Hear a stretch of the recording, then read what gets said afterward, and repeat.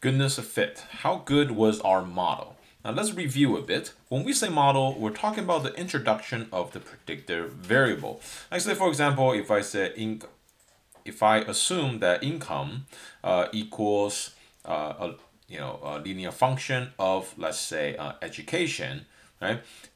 This is one model, right? Income of an individual can be expressed in a linear relationship with the years of education. And that's one model. But if I say that income of an individual can be expressed in terms of, let's say, education or experience, right? Plus epsilon I. This is a different model. So these are two, right? These are two different models. Okay.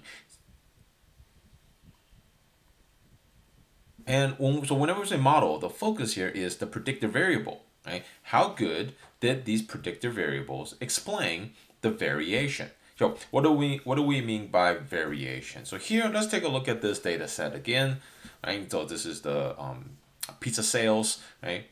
In different restaurants, right? With student population. Now the focus here is trying to explain what the pizza sale is, and so the model, the most basic model that we're starting with, is that our observation, right? So that's our yi simply equals mu plus epsilon I, right? Meaning that there's an average, and then everything just deviates away from that average, right? As we can see here, right, there is an average sale, but clearly, some are below average and some are above average, right? And so that is the deviation that we're trying to explain. And the goal of that is, well, can we explain some of that deviation with the introduction of the student population? Right. But let's stick with this for continue on for just another moment. I suppose that this is my model, and now I like to make a prediction, right? I like to predict sales, right? I like to predict sales, and I want to say that, well, sales equal to some beta naught, but that's it. Beta naught plus. Well, there's no plus. There's nothing else here. So beta naught. What's my best? What's my best estimate? Y bar, right?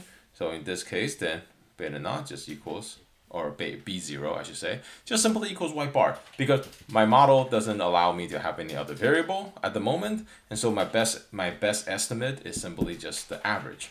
By the way, what is the average here? All right, so if you calculate the average, you're going to get 130. Let's graph that here, 130, to sketch it, right, about there. Okay. So that is 100, that's y bar equals 130. So is that a good estimate? Well, it is an estimate, but what happened here? We're gonna have some deviations, right? See what this observation is below, so that is an overestimate, right? This is an overestimate,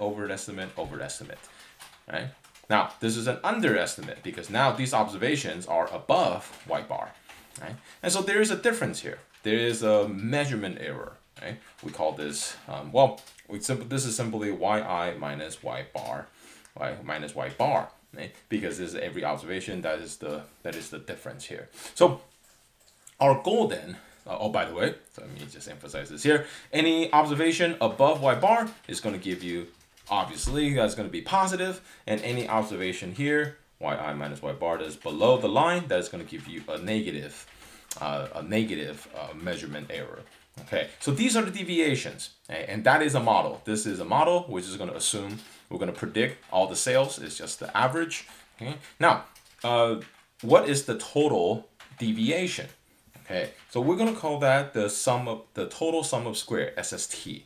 Okay, so SST here, right, is going to equal the summation of yi minus y bar. Right, this deviation, that this measurement error that we got from the most basic model. Now, all the observations below is going to be negative. All the observation above is going to be positive. So if I simply add them all up, then they're going to cancel each other out. So that's where I need to square it, and that's where the squares comes from in the name. Okay, so this is SST. What does this represent? So this represents the total deviation from the mean.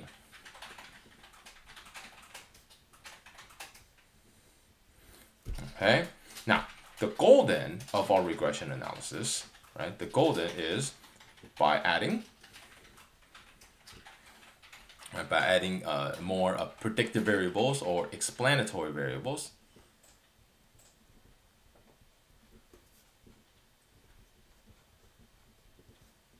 Right? Can we explain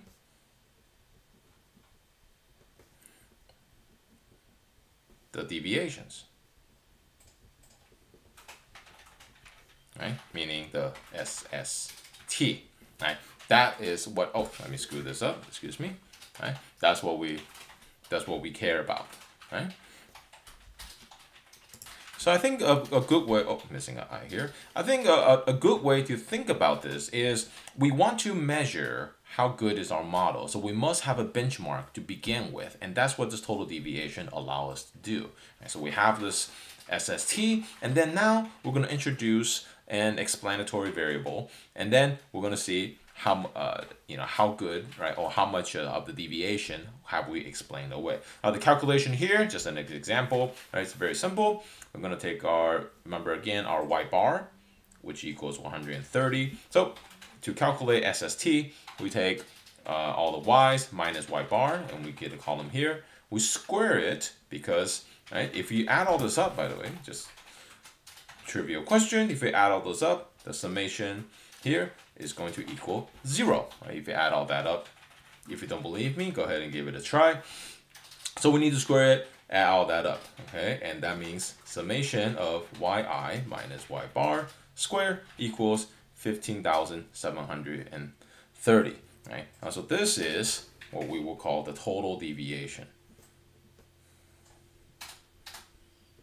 Okay, and that is the goal. We're trying to explain that by introducing a regressor, an independent variable, or an explanatory variable.